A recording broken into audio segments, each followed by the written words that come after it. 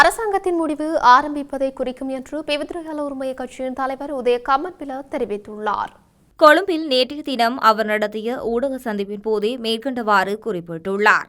நுகேகொடை பேரணியில் ஸ்ரீலங்கா பொதுஜன பெரமுன, ஐக்கிய தேசிய கட்சி, ஸ்ரீலங்கா சுதந்திர கட்சி, பிவிதுருகல உரிமைய, ஸ்ரீலங்கா மகாஜன கட்சி, ஜனதா சேவக கட்சி, நவஜனதா பெரமுன உள்ளிட்ட பல்வேறு அரசியல் கட்சிகள் பங்கேற்க உள்ளன. எதிர்க்கட்சிகளைச் சேர்ந்த பல நாடாளுமன்ற உறுப்பினர்கள் அரசாங்கத்துக்கு எதிராக நடத்தப்படும் முதல் எதிர்ப்பு பேரணிக்கு தமது ஆதரவை தெரிவிக்கும் பொருட்டு மக்களுடன் இணைந்து பேரணியில் கலந்து கொள்ள உள்ளனர் என்று எங்களுக்கு அறிவித்துள்ளனர்.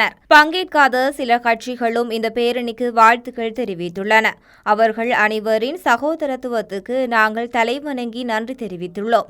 எங்களிடம் உள்ள வரையறுக்கப்பட்ட வளங்களை கொண்டு இந்த பேரணியை ஏற்பாடு செய்யும் போது எங்களுக்கு இருந்த மிகப்பெரிய சவால் என்னவென்றால் இந்த பேரணிக்கு எப்படி விளம்பரம் கொடுப்பது என்பதுதான்.